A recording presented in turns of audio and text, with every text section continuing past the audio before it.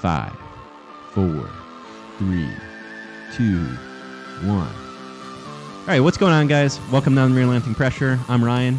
I'm Hunter. And today's show, we are going to be talking about growth mindset, fixed mindset, a couple of experiences that we had and how it relates to us. Yeah, then we'll also talk a bit more about how these kind of books complement each other and just that general concept of it that we've been realizing as we read more and more books over the past several months. And so, yeah, but for me personally, growth mindset is one of the most impactful things that I've had happen to me in the past 6 to 12 months. Oh, yeah? Yeah, it's been super impactful just because the whole idea of being in a growth or fixed mindset just completely flipped my world upside down. Sure. Well, let's talk more about what is a growth mindset and what is a fixed mindset. Right? Yeah. Let's break that out a bit more. Yeah, so I think a growth mindset is when you view every single thing that you're going to do as an opportunity. I can't talk today. As an opportunity to learn and grow, rather than seeing it as like a detriment. Sure. Or like a judgment of yourself, right? Yeah. I think that's one of the things I took away from the fixed mindset concept is that any challenge and the result of that challenge is a harsh judgment of who you are at your core rather than who you are currently and what your capability is currently. Yeah. Right? So we talked about this a bit before, and the book talks about this where, growing up, I was part of that gifted and talented program, in elementary school, middle school that we all get loaded into if you get straight A's because your mom helped you out on your tests and stuff like that, right? But anyway, you get lumped in there, and they tell you that you're a smart kid. You're one of the smart kids. You're the cream of the crop or whatever. And then you get in there, and then they give you all these different exams and different types of ways of testing you, and you're going into that class or that program thinking, oh, I am one of the smart ones. I am smart. Somebody told you you're naturally smart. So, okay, I don't need to work at being smart. I just am smart.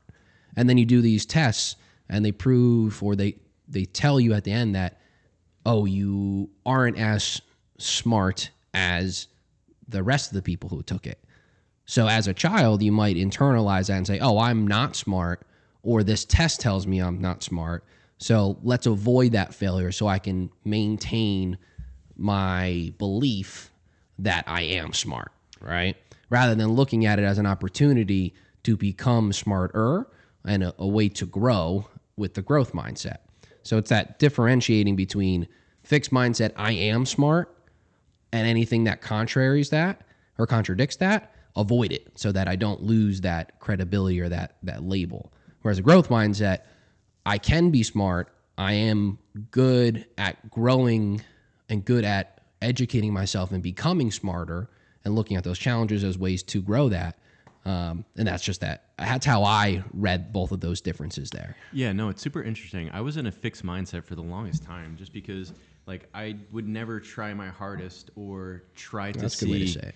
Yeah, I would never try my hardest, and I would never, because I was always scared of, well, what if I tried my hardest and I failed? Yeah. Then I'm not good enough and I'm a failure. Right? So, yeah, it was this really interesting thing where, I was just naturally good at sports. That's just how it ended up being, right? But, yeah, it got to the point, later in my high school and college career where, I just wasn't putting forth my best effort because, you just get this, fear of failing. And when you fail, you think, and it's this really weird thing where you think everyone has a microscope on you, and they're like, look at this kid, he's a freaking loser, he's a failure. And just, nobody thinks that. But you get in your own head, and you just label yourself as a loser and a failure. And then what ends up happening is you restrict your life and shelter yourself from going out and stretching and trying to do things that you aren't capable of doing. You don't do those things because you're scared of failing. Yeah. And that's really what it comes down to. It's being scared of failing and being labeled or labeling yourself as a failure and or a loser. And the growth mindset is you don't care if you fail. You don't care if you lose, because through that failure and through that loss, you're going to grow and learn something. Yeah. There's so much information when you lose that you don't get if you're always winning, right? You need to struggle in order to grow. Yeah. Yeah. So not caring about failing, I'll challenge that a bit, because it's not necessarily not caring, at least in the book, especially when there's like a parenting part of the book. So it talks about families and how they look at growth and fixed mindsets, especially with parenting children. But one of the examples they use is a family sits down at dinner, right, once a week in this specific example. So every Thursday, every Friday, or whatever, this family gets together. And the parents go around the table and ask their children and themselves, give me a time that you failed this week. And they celebrate that, right? So it's a celebration of when you did fail. So it's as if it's not that they don't care about failure, they care about it, but in a positive way, because it's flipping the script on failure and not looking at it as a negative aspect, but actually a positive, because you pushed yourself so far that you did fail, which is really how you would grow. Right? Yeah, I think it's the promotion of trying. Right. Yeah, that's a good way to say it. Because you don't learn or grow if you don't try. Right. Which sounds self-explanatory. Yeah, but we don't do it. No, we don't for some really weird reason. I think it's like human nature too, right? Like if you were to fail, go back to caveman times, right? If you failed, you fucking died, right? Like, you either died or you were like ostracized from the tribe. That's best case scenario, right? Yep. But if you failed in trying to hunt the predator that's hunting your tribe, you died, and so did everybody else around you, right? Yeah. So if you avoiding it is, why don't we just pick up and move? Yeah. Right. Yeah. No, I mean, that's a really good aspect, right? Because if you do try in ancient times and you got eaten by the tiger, well, then you don't procreate. Exactly, right? Right? So the people who are less willing, well, I mean, that's an interesting rabbit hole to go down. I think people are more effective at avoiding it. Yeah. That part is what then gets passed down to, right? Because they survived and they pass that down. And you know what's worked in the past? Avoidance. Yep. Rather than effort in trying to overcome, right? Yeah, maybe it's choosing your opportunities appropriately. Sure. Everything's a balance, right? Everything's a balance in that regard. But yeah, super interesting book though by Carol Dweck, Mindset. Yeah. I read it a couple of months ago, so I'm a little rusty on some of these things. I just finished it. Yeah. Yeah, I literally recommend that book to every single one of my friends. It's just such a foundational book, because if I had read this when I was younger, I'd be so much further along in my personal life and my career, just because like I did label myself as like a failure in a lot of ways, right? And I didn't stretch and take opportunities and take risks because I was scared of being labeled as a failure. Sure. Really sets you back. It holds you back a lot. Oh, yeah. But now I'm like making a lot of progress just because like I don't give a shit what anyone else thinks, right? Yeah. Putting on that thick skin of, okay, well, if I fail at this, then I just got like, I think that's my biggest thing. It's like if you try and you fail at things that make you uncomfortable, like you can really 3x or 5x your development. Sure. Because you're getting so much knowledge when you fail that you're just not getting if you don't try. Yeah. And that's where the real beauty of it comes right now. Yeah. It's the effort, right? And it's, you hear about a lot of successful people, millionaires, billionaires always talk to. They've learned more from one failure than their 5 successes, right? Or whatever it is, some statement like that. And, you hear other people saying they learn just by doing. Well, you fail in just doing, right? And that's how you learn, right? So yeah, I think one of the things that helped me a lot and just like a shift in my perspective is when I'm going to do things, I don't think of them as like pass or fail. I think of it as practice. Oh, that's because when you're going into it and it's practice, there's less pressure on the line to perform, right? But if you're going in there going, it's just practice. If I don't do good, it's like it's okay. It was just practice, and then you learn from it, and practice is learning. So if you treat everything as if it's practice, could get you in a bind because something's really on the line. But I would say most things, like 80 to 85% of things for me, I'm like, it's practice. Who cares what anyone else thinks? Because if it's a game and there's something on the line and it's a win or loss, then you could really quickly, like, number one, not perform because you're scared of being labeled as a failure. Sure. But when you go in and it's just practice, it's more fun. It's more fluid, I would say. Yeah, I think so. I think you look at the opportunity more positively. Right, because you're less focused on what are the negative results of this. You're less focused on the end results. Right, I think and that's more the so best about way to look the at it. process and the effort of it. I think they mention this a lot in the book. Just the word effort, and you mentioned earlier, rewarding or prioritizing trying. I think it's the same way of saying it, but just the phrase or the word effort was used a lot in the book. And I think that's spot on, right? If you value, you praise, you reward effort rather than the result, that is just sets you up so well mentally to focus on effort. And with effort will come result. Yeah. But you're not hung up on what that result is. So it enables you to try. Where a lot of people get stuck, and this is me too, is you get so fixated on the end result. Yeah. But how do you get to the end result?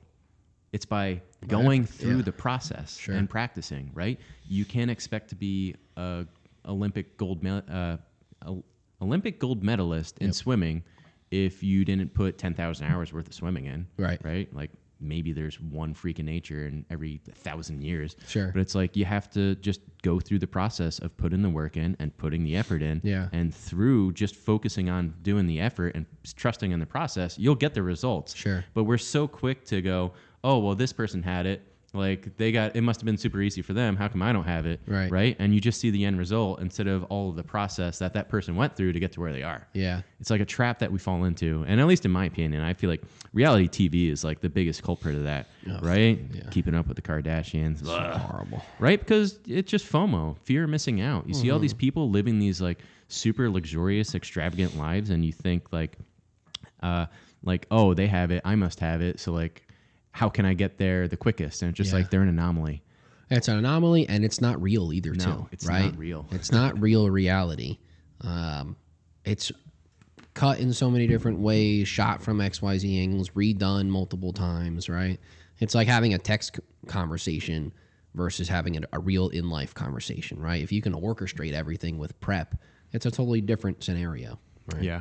But going back to the Olympic gold medalist thing, you got me thinking, and it's a bit of a devil's advocate to this concept.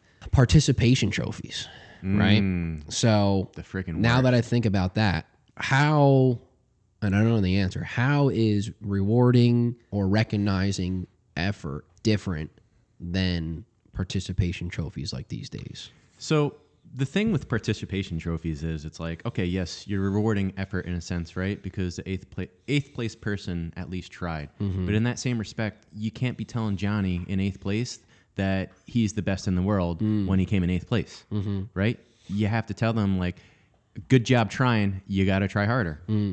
Okay. Right? That makes sense, yeah. Because just because you came in 8th place doesn't mean that you're going to win the competition. Sure. Right?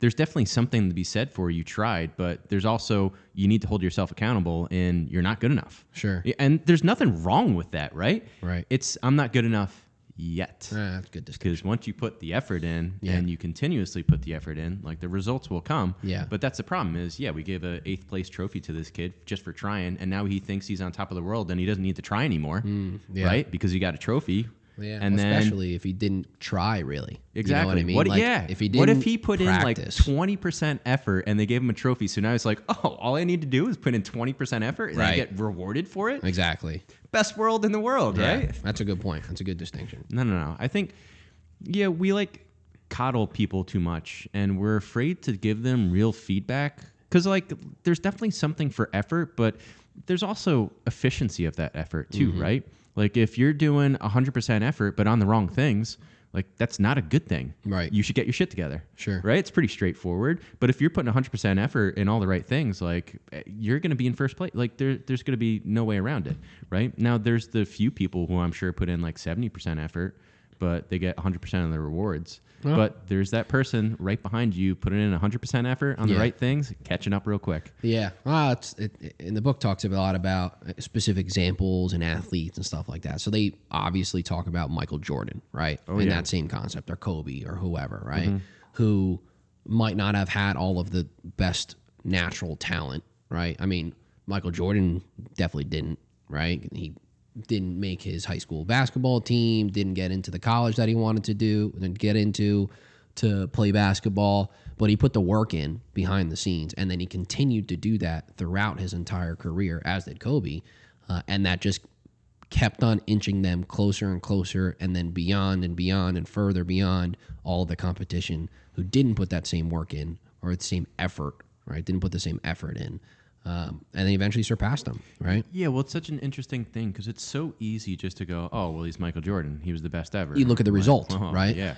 Like, no one could ever beat him. Like, right. it makes sense that he's the best ever. Sure. And then it's just like, well, if you go back to high school when he didn't make the basketball team, it wasn't looking too good then. Right? So it's just like, then how did he get from not making the high school basketball team to the best basketball player ever? And much to your point, it's he put in the effort on the right things consistently, persistently over an extended period of time. Yep. And, I think the other tricky thing that people fall into a trap too is sometimes they get too soft on themselves, right? Like there's the example of Michael Jordan was in the NBA final, the championship, and he had like 103 fever, and he was sick as a dog.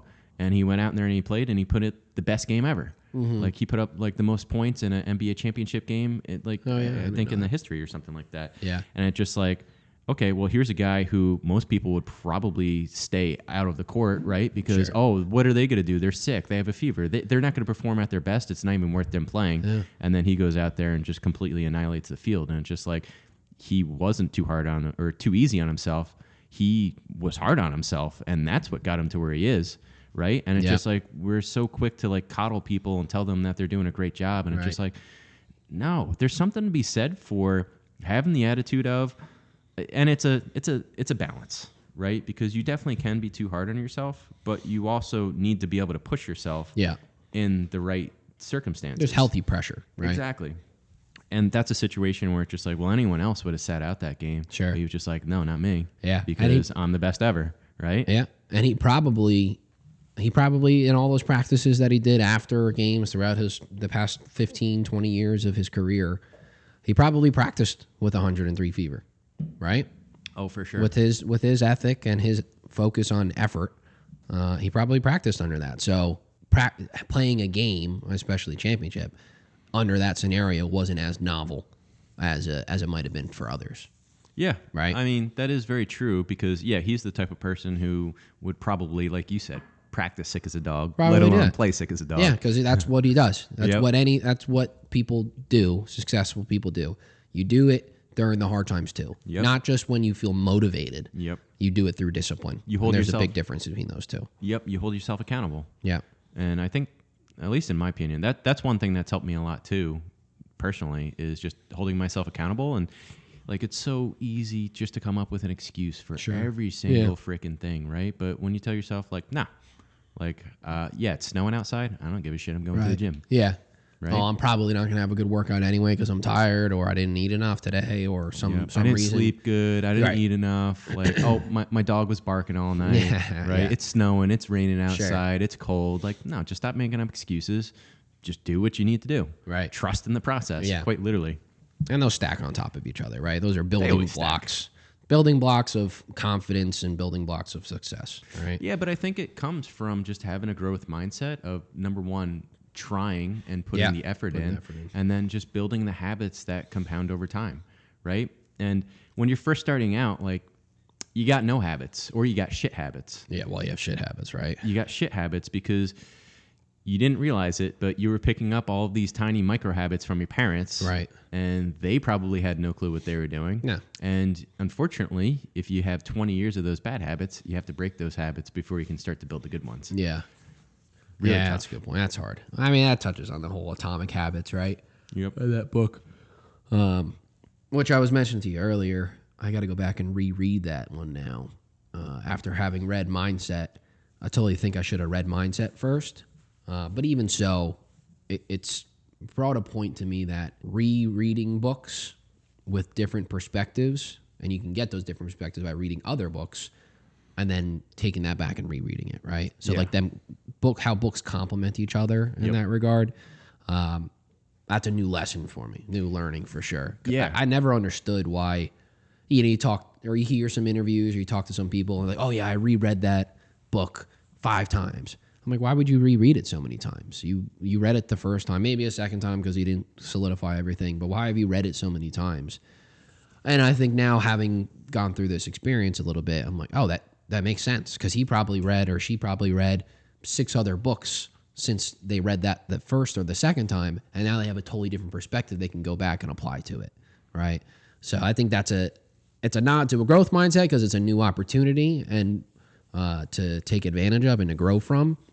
But just generally keeping that open mentality, open perspective to apply a different position to it, right? Yeah, well, I think when you're reading books, you're applying your current knowledge and current experiences snapshot, right? to it.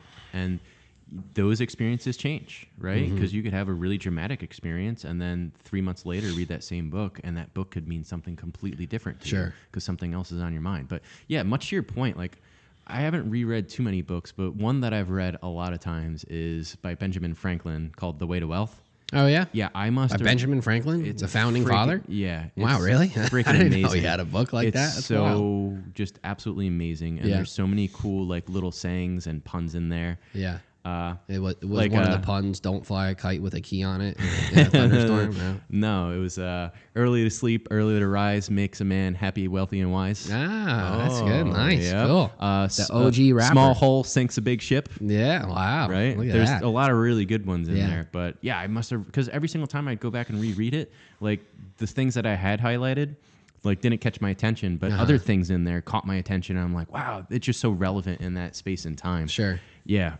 But even going back to Atomic Habits, it's just super interesting. Like now that I this past year I read like 16 something books. Yeah, and it wasn't wild. even a whole year. It was like 8 months or something like that, right? Yeah, I just like went down this huge motivation push to just start bettering myself and reading books. But yeah, one thing that was super interesting was, and I get a lot of my books off a podcast, and my rule of thumb is that when I hear it on one podcast, I put it on my shopping cart. And then when I hear it on 2 podcasts, it's an almost buy. And 3rd podcast, when I hear it, I buy that book. But yeah, it was super interesting because I'm buying these like highly referred books. Yeah. And it's just so interesting because as I'm reading them, they all connected together. And it's this really interesting string of like, it was very intriguing because I was blown away by like, I literally just read this and now this next book talks about the previous 2 books. And it was just this really weird, and I want to say it's a coincidence, but maybe it wasn't, honestly. Yeah. Right? Because it was just like super powerful and impactful because every single book built on top of the last one. Yeah. And it was freaking amazing. Yeah. I mean, I guess you hear the phrase, what is it? It's a small, not it's a small world like the ride, but you know what I mean? Like the world is getting smaller, right? Yeah. So imagine that community of podcasters, right? Or self-improvement or development, however you want to phrase that, right? All those people are probably listening to each other in some type of way or influenced by each other, right?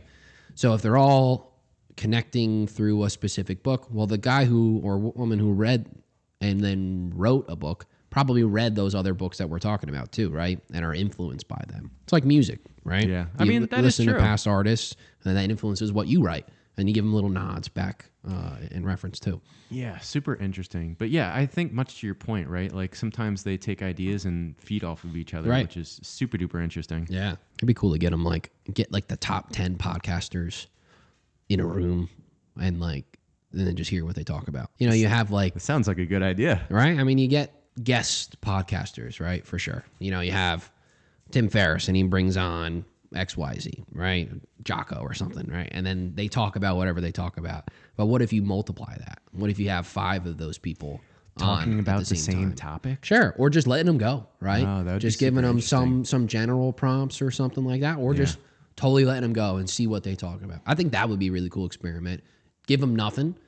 See who kind of leads the room and see give them a topic. Don't even give them. See how the leader gives them a topic, but just like give them nothing from like a production perspective, like producing it, and just see what comes out. I think there should be 2. There should be one where you give them nothing and see how it evolves. Sure. And then the second one should be you give them a topic and then see what comes out of that. Because seeing like 10 of those minds come together and talk about one topic would be very interesting and very insightful. Yeah. Right? That's a good idea. You hear that, Tim Ferriss? We're coming for you. Yeah. Which would be I think that'd be cool. Funny. You know, see how it works out. Yeah, we could get because I'm pretty sure Tim Ferriss, Ryan Holiday, I don't know about Jocko, but James Clear, who wrote Atomic Habits. Oh, yeah. They're all friends. Oh, are they? Yeah, and they all talk to each other. Oh, that's cool. Which would be super interesting. That would be cool. That'd be a cool podcast just if they did that themselves, right? Just to have 3 big personalities like that all together And then it kind of, like we were talking about earlier, the kind of podcast, some of the podcasts that I like are comedians who are friends and they're just bullshitting with each other, right? You got Two Bears, One Cave. Yep. With Tom Segura and Bert Kreischer, which I just watched. Bert Kreischer's new special. It was really funny. Oh, how was it? It was good. Yeah, I liked it. I saw it on Netflix yesterday. I didn't click it though. His style is just so stories. It's just, I don't know if he embellishes a lot from his life or not, but it just sounds like he's telling us about his life in his stand-up. He does do a really good job with the delivery. It sounds like you're talking to a dude at a bar and he's just mentioning of what happened with his wife and kids last week. And it's so funny. It's hilarious. Yeah, no, like it really the hijinks that he gets into in seemingly his everyday life is just great. It feels so genuine. Well, I forget. I don't really watch that podcast too often. But I remember listening to Tom Segura was talking about Bert, and they were going and they were playing tennis. Okay. And he was just like, I have a tennis coach. I was out there like getting all pumped up. Bert was coming to play me, and he was just like, I'm gonna crush this guy in front of my tennis coach. It's gonna be awesome. Yeah. And he was like, then Bert rolls up. He's just like completely loaded, has like 3 or 4 beers in his hoodie, and he's just like, all right, you ready? And he's just like, yeah. And then Bert comes up and he serves first, and he's got like a college level serve. Starts wailing it at him, and he was just like, what the fuck? I wasn't ready for this. He was just like, that's just how he is. He talks about how much he drinks. Like he literally is just loaded every single place he goes. So freaking funny. But he's like this hidden natural athlete. Yeah. And he's delusional with it. I've heard him and Joe Rogan like just bullshit about it, which is hilarious. Yeah. Because Bert will be like, I can do more push-ups than you, Joe. And Joe gets like super like killer instinct serious. He's like, I will fucking murder you. There's no chance. Look at you. Are you kidding me? And then they do it, and he blows him out of water. But Bert does a lot better than you would think a 250-pound, 50-year-old or however old he is would do at those athletic things. It's just so funny. I love their dynamic. Funny. Yeah, no, he's so freaking funny. But like to do like have an environment like that, a camaraderie like that with extremely, I would say, professional type of podcasters like Tim Ferriss, and so on and so forth. Yeah. That would be a really cool shtick that they would do that I would listen to at least. I mean, at least for me, like I listen to all of them individually. Yeah. And getting them all in the same room talking about this like one topic, whatever it even is. Whatever it is. I mean, they could just be talking. They can go like Bert style, right? Just talk about their life and stuff like that. Yeah. Well, that's one of the cool things about podcasting, right? It feels like people are just chatting amongst friends, right? Well, a lot of times. The funniest story is I was listening to a Tim Ferriss podcast, and he was like in Antarctica or something. Antarctica. You see that video of the dude? He's like, I'm about to drink the waters of Antarctica. And he slurps it up. Like, oh, it's very salty. It's good. How it says Antarctica. It's great. But sorry, Tim Ferriss is in Antarctica. I have like a speech impediment, and I can't say my T sometimes. Antarctica. So Antarctica. There you go. Anyway, he was in Antarctica, and he was with one of the guys down there, and they were like sipping whiskey, and it was like the best episode ever because I felt like I was just in a room with my best friends, drinking whiskey. Sure. I'm like, this is freaking great. Yeah. And I was like, I don't know why I didn't. I was so close to messaging him and being like, dude, you need to do more of these. This was freaking legit. I feel like we just had like a bro moment. Yeah. But I wasn't even with you. Yeah. And I had no input at all. You don't even know my name. Yeah. Yet I still thought it was there. Yeah. It was so awesome. Yeah. I was like, this is because, that's the interesting thing about today's day and age. It's like, I have so many relationships with people that I don't even know. Sure. I must have listened to hundreds of hours of Tim Ferriss podcasts, right? Yeah. And like I know Tim Ferriss like probably fairly intimately, and he doesn't know I even exist. Yeah. He's probably spent more hours than him than some of your recent friends. Yeah. You know what I mean? Yeah, exactly. Well, I like what Lex Friedman says, and he talks about like,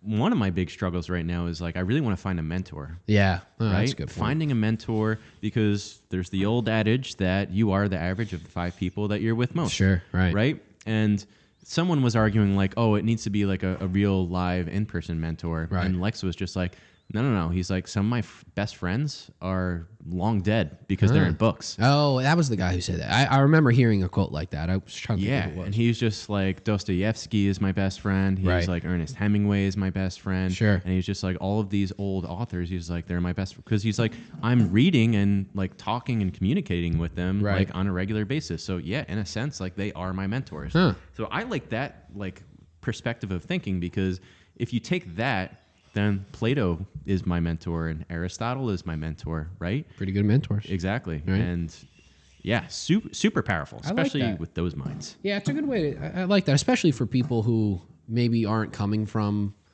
like a background that has a lot of access to quote unquote successful people. It's hard finding successful people, right? Say you come from a rough background, right? How do you find good mentors?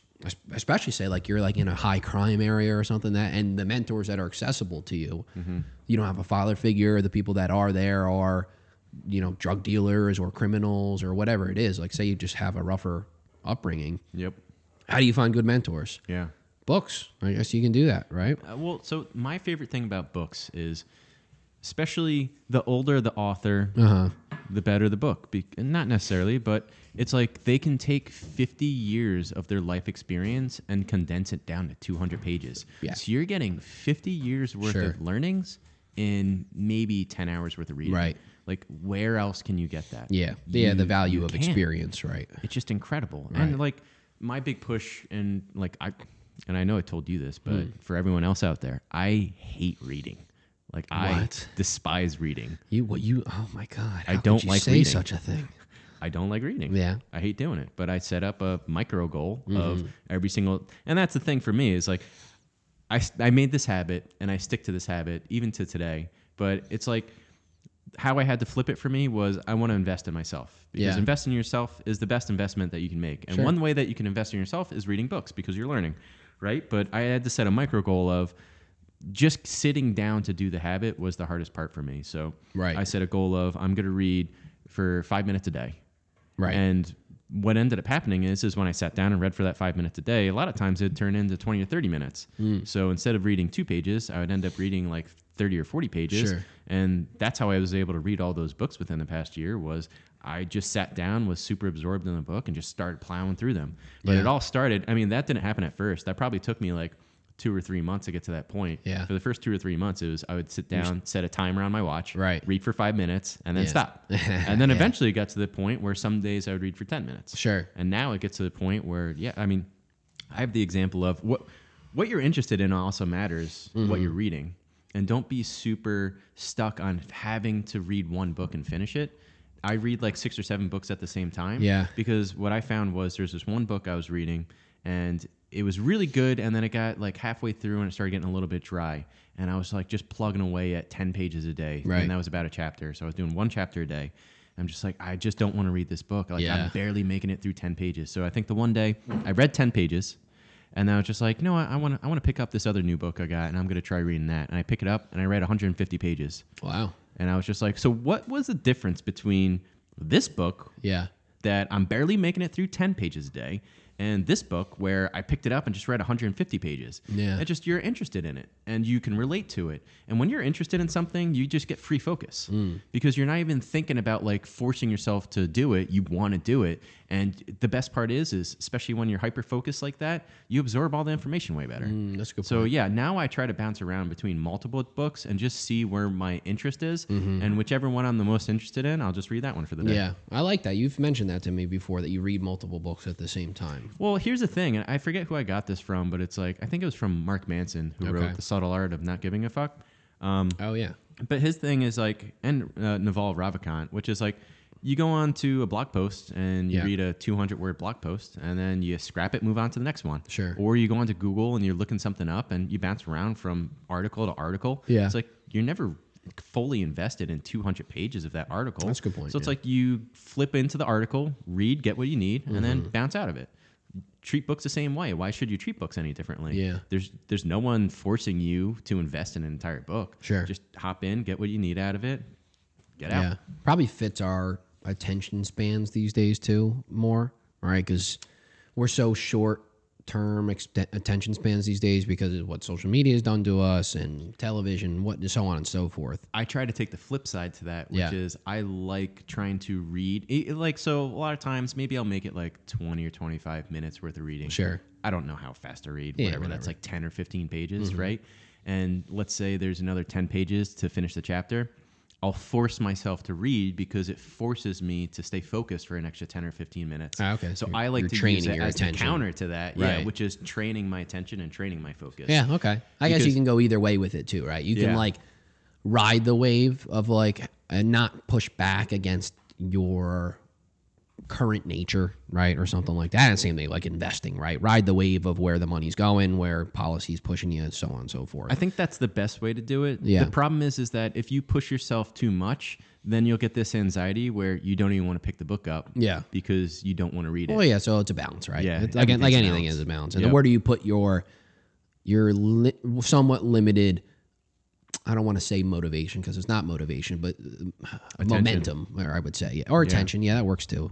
Or effort, you know, a different way to say it. Where do you want to put that? Do you want to put it into reading those extra 10 pages like you were saying? Or do you put it into taking the notes after you read or doing something else, going and putting an extra 10 reps into a set or something, right? Just like choosing your battles throughout the day. Yeah, I mean, that's a really good discussion to get into, honestly, is prioritizing. Yeah, okay, that's probably a better way to say it. What are your priorities? Mm-hmm. What matters more to you, right? Because let's be perfectly honest, we could all take away 30 minutes of Netflix and spend 10 minutes reading. Dude. Oh my God, I've been so horrible lately.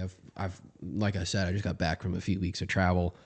So I'm just like zonked and on different time zones. I was in Hawaii, so that's like 5 or 6 hour time difference. Yeah. So I've just been so messed up with that, and I've been putting too many eggs in the wrong basket. Yeah. You know, too many hour eggs in the wrong basket. I've been spending too much time watching TV and being passive and doing stuff like that. Yeah, it's hard, but it's like it's literally the beginning is the hardest part of the work. Yeah. That first time when you because you have to be self-aware that you're doing it, right? Yeah. Like you're consciously choosing to go watch Netflix. Yeah, totally. When you realize you're going to watch Netflix, the hardest part is going, let me read for 5 minutes and then I'll reward myself with Netflix. Yeah, right?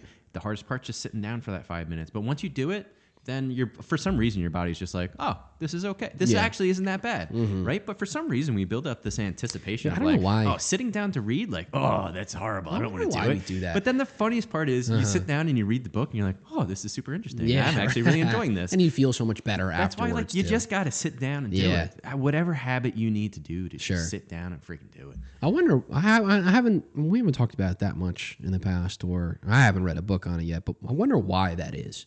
Right, that one hurdle to get over of actually just doing it. I wonder why that's so hard. Well, I think we're just creatures of habit. And I think you built the habit of, especially when you were traveling, like, oh, I'm just going to watch TV. Sure. Right? Whereas if you kept the habit of, before I watch TV, I'm going to read. Yeah. And then I'll watch TV. You probably wouldn't have fallen off as hard as you did when you came back. Yeah, probably. Right? Yeah. And also, you just have a different mindset. Like, you were traveling and, you know, spending time with your family and enjoying yourself. And it's like, it's a choice. Yeah. But it's also a habit that you're also reinforcing because you're choosing not to do the other habits when you're on your normal schedule. I was able to maintain workouts. Nice. Throughout traveling. And then when I got back, it was a night or a red eye. Left Saturday, got in Sunday morning, slept for like 7 hours once I got in because I didn't sleep at all. I didn't sleep at all on the 11, 12, 13-hour flight. It was pretty connection, you know. How were your hips? Oh, my sciatica was bugging me on the last leg for sure. And it's been a problem since I've gotten back now too, so it sucks. Yeah. But is what it is. But I got back in the gym the day I got back, and I've been able to get consistent workouts throughout the week. The timing is messed up, right? I'm not working out in the morning. I'm working out in the afternoon, or I was in the gym till like 10 o'clock 2 nights ago at night. But I'm still getting there, and having good workouts still. So that's getting back into the rhythm of what it should be. Yeah. When you first came back that first day, did you get back in the gym? Yeah, okay, that's what I'm saying. Yeah. That's why it was key. Like we talked about last time I traveled. Yeah. It's like just do it right when you get back, or first opportunity you have when you get back, just going and doing it. I don't understand why you get like so much resistance. right? Yeah. In that aspect, I completely resonate with you, where it's just like, for some reason, you get so much resistance. Like, for me, I get excited a lot of times, but then, like, right when I'm about to walk in the door to the gym, I'm like, do I really want to do this? It's like the last-ditch effort of the fucking gremlin in the back of your head going, well, don't do this because you're tired, you don't want to do it, all these types of things. It's the last, ditch. From, like, the perspective of conservation of energy. Yeah. Like, we just always want to take the easy way out. Sure. Like, we always take the path of least resistance. Yeah. Because from a survival standpoint, like, you need to reserve all of your resources and energy for when you need it, right? Mm-hmm. So it's just like, your body so quickly wants to go, just sit on the couch, watch Netflix. You don't want to work out. Yeah, right. It's like, you need to overcome your body's instincts of that and go like, no, I need to work out. Right. It's so hard to do that. It's so hard. But setting the routine or the habit, right? The habit of working out and like rewarding that effort with, I guess it's like been results that's come of that have been so rewarding, but then just like the action and recognition of what's come from that habit solidified the habit, I'd say, right? Like, I like how I look better. I like how I feel better. It's a good escape from like thinking about other things, like all of the benefits that come with. I just think it's the progress. Right? Right. Because when you make progress, like, let's be perfectly honest, when you're making progress, you feel freaking great. Oh yeah, for sure. And we all love moving towards a goal. Yeah. And for me, it's like, I like getting back in there because I feel like I'm moving towards something. Yeah. Oh, that's that's probably been a crutch for me, to be honest, in like other aspects, like career wise or relationship wise. I was like, all right, I feel like I'm stagnant in those areas at a certain period of time. But at least I'm having growth in the gym, right? I think there's a pitfall there that people need to watch out for. I don't think you get into it until later on in the journey, right? So it's nothing to avoid or be concerned about when you're first starting working out and such. But I do think that there's a pitfall in there. Your mind tricking yourself of recognizing effort or progress in one area and like transcribing that into a different area and saying, hey, that's good enough. At least I'm growing here, so I don't need to grow there, right? Yeah. So having that, I'm just saying, like, reflecting on what your goals are in multiple different areas. Like, there's this exercise, what's it called? It's like the wheel diagram or the wheel of life, something like that. And basically, you draw a circle, you cut it up into 6 or 8 pies, right? Like a pizza or something. And then you label each one a certain aspect of your life, right? Career, relationship, fitness, finance, whatever it is. And all of them together add up to who you are, essentially. And then you rank where you are, where you think you are in each one, and you draw like a dot from 1 to 10 in that pie, that triangle of it. Interesting. And then you connect all of those dots all the way around. And the idea is, one, it gives you a visual representation of where you're spending your effort. Where your priorities are. Yep. And then where you're weak at. Yep. Because then it looks like a janky-ass wheel. Yeah. Right? You got sharp points in some places, low points, so it's not round and smooth all the way around. Yeah. So it gives you an opportunity to smooth that out, take away from some areas, devote more energy into other areas. And that's something I've done that's helped me recognize what we just said. Yeah. And then I've recommended it to others that I'd like mentor and Yeah, such. no, that's super interesting. This is from Jocko, and I love what he says, which is prioritize and execute. Sure. Right? So you prioritize like what's most important, what needs to get done now, and then execute on it. Yeah. Right? So like when I first start my day, after the gym, after the sauna, after all the good stuff, and after I journal and do my quotes, and send it to you guys. After 3.5 hours of my day starting, I start my day. It really is. I do my to-do list. Yeah. But the top of my to-do list is called the win list, which is what's important now. Okay. Like that one, right? Yeah. But I basically go through and prioritize, like, all right, what is most important to me and what's going to move me closer to my goals, and like set it up. Because there's so many things where it's just like something will be really bothering you, but it's like not important and it's not going to move you towards anything. It's just bothering you. So it's like, nah, toss that off to the side. Just let's focus on what win is going to help me out the most. What easiest win is at least going to get me some momentum to start falling into all of the other things that I need to do throughout the day. I like that. Yeah, that. I think prioritize. I mean, but the problem is that in order to prioritize, you need to know what your objectives are. Yeah, and right. Most people don't know what their objectives are. So I think having like a clear cut map of like what's most important to you and what your goals are and what you're trying to move towards. Yeah. Right? That's key. And then you can prioritize it, like family is first. Right. Fitness is second, right? And then go down the list. But you just need to have a clear vision of like, what do you actually want? Yeah. I totally agree on you on that. The way I've been able to figure those ones out that's worked for me is doing something called a rocking chair exercise. And it's pretty self-explanatory. But essentially, you picture yourself in your rocking chair. You're 80 years old. You're sitting in a rocking chair. You're overlooking this beautiful landscape. You're at the last phase of your life, right? What are you reflecting on in your life? And what did that look like, right? Did you develop a family, grow a good family, a close family? Did you start a business? Did you find financial success? What are the things as you reflect as an 80-year-old upon your life and you're sitting there content? What are those big milestones throughout your life? Yeah. And then like working backwards from that point, that's something that's always helped me. Like, hey, I know what this is at the end. How do I get there? Yeah. Right? And working backwards. Yeah. No, that's super powerful.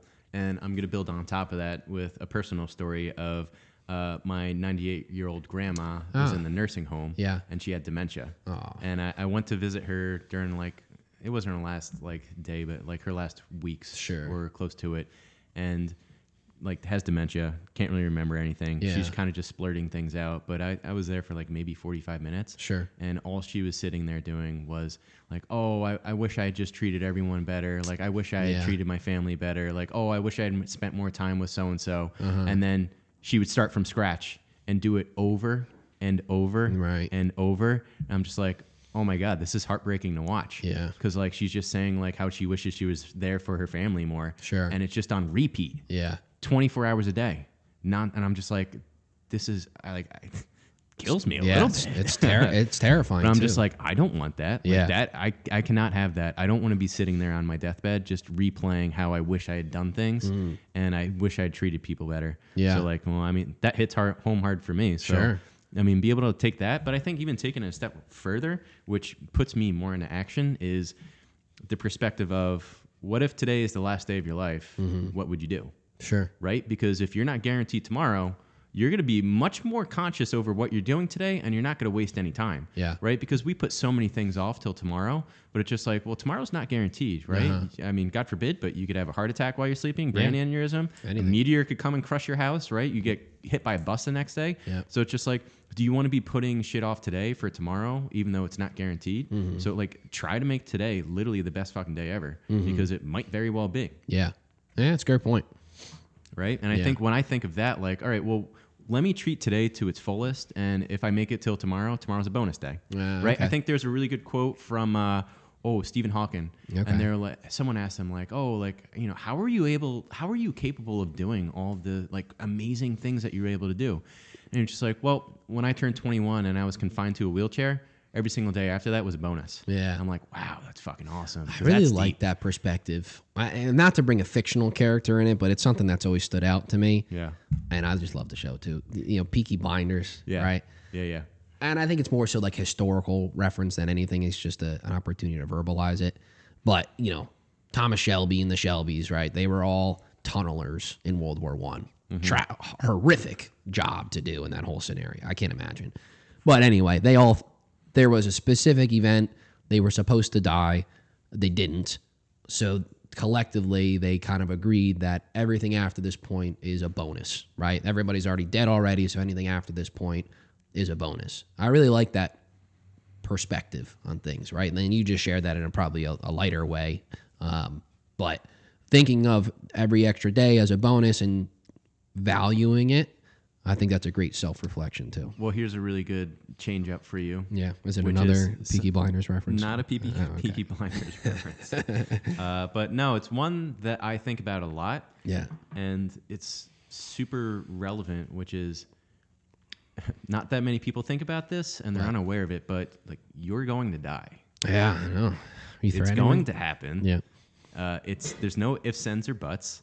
So it's just like, but so many people live their life so scared because they're so scared of dying. But it's like, once you like get past that fear and just accept like, okay, I'm going to die, then who gives a shit about what fucking Sally down the street is saying about me today? Yeah. Right? It's just like such a crazy perspective switch when you just like, and I think people should meditate on it and journal on it. Yeah. I do pretty frequently because it helps throw that thing called gratitude into the mix, which a lot of people take for granted, right? But when you just realize that you're going to die, your time on this earth is finite and it's limited, and it really helps you to not waste any time because time is the resource that is non-renewable and you can't get back.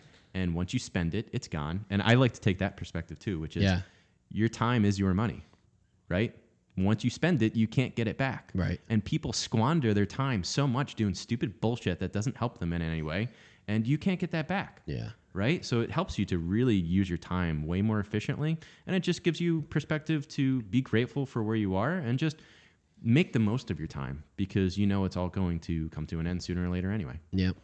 Right? So it also makes you go into action, but it also helps you with family too, because it's like, not everyone's going to be here forever, so spend the most time that you can with them. That's a great point too, because everybody has different amounts of time left. Exactly, right? And you don't know how much everybody's got, right? Exactly. But that's why if you treat it as, well, if I die today and I do everything I can today and tell everyone that I know I love them, then if you go into tomorrow and it was your last day here today, you're good. Feel good about it, right? Or their last day too. Or their last day, yeah. Because you don't know. You never know. Wow, we really took this to a somber tone. Oh, I love philosophy. We can go. We could just line quotes up. Oh, we could. We do keep on pulling out like examples from X, examples from Y. It's fun though. At this point, so one of the things, and this kind of goes into, you are what you repeatedly do. Yeah. Right. Which is also kind of a micro goal thing, right? But like, if you're a reader, then you have to read. Right. So I told myself, which I still do, but like I'm not a reader. Right? But you are. But I am because I read every single day. Right? Well, what is a reader? Someone who reads a lot. Exactly. You read 18 books. Same thing with writing, right? Like, what do you consider a writer? As a writer, someone who writes novels, someone who writes like articles on the internet or blog posts, or is a writer simply just somebody who writes words onto paper? Yeah. Well, if you do the thing that label does, then you are that. Exactly. Right? Yeah, so one of the things that I started probably a year ago was like journaling and writing. Yeah. So every single day I write down and I journal and write. And then I was just like, I don't know how I got onto it. Oh, it was from Ryan Holiday's The Daily Stoic. Okay. And he has all these philosophical quotes in there. And I'm just like, these are so awesome. Yeah. I need to do more of this. So I was just like, all right, let me just get a list of philosophers and I'll just write down quotes from them. And then it just turned into, at this point, a year later, a daily habit where every single day I write down 3 quotes. Yeah. And you send them to us. You send them to your friends. Yeah. So I have a small group that I send it to. You're included in one of them. And yeah, I think I laugh because I'm looking at my phone and my text messages and I'm like clicking on all these people. I'm like, oh, I don't usually send it to them. And I'm like, should I just send it to them? They probably like it. Yeah. Because every single person that I've told that I've done it, they're like, oh, this is awesome. I like this. It's great. Well, now it's at the point where it's way bigger scope than I thought it was going to be. Sure. And I try not to resend the quotes, but I wasn't keeping track. I have no freaking clue what quotes I sent out. But yeah, I try to send the good ones. There's a lot of good ones I send. I mean, as like a receiving end of it, we could never keep track, right? You have so many days, right? Can you remember 90 things, right? I'm pretty close. Yeah, but that's what I'm saying, right? Like, but as like a receiver, I would never remember what you sent on day 2. Yeah. Now that it's day 90, you know what I mean? And they're still just as valid as they were then. The quotes aren't snapshots of time, right? Yeah. Or only applicable. They're philosophical deal. You know, they're recyclable. Yeah. But yeah, I laughed because like usually when I send these quotes out, I try to make them the same theme. Yeah. Or like related in some way. When I said that, I was laughing because I don't know how long I was doing it for, maybe like 2 or 3 months at that point, and you were just like, oh, this is a good one. They have the same theme, and I'm like. I'm like, I was trying to do that with the all whole of them. time. Yeah, I'm not saying the other ones weren't, but like the 2 that you sent that day had like the specific same like word or something, like the same exact context referenced clearly in it. Yeah. So it just like stood out to me more. But that is funny. So funny. But yeah, I think growth mindset gives you an opportunity to become better at it. Yeah. Well, oh man, you just threw me off my thought of what I was going to say. Darn it. Well, we should probably start changing gears here now anyway. Yeah, I think you're right. I think that's a good place to wrap up, but...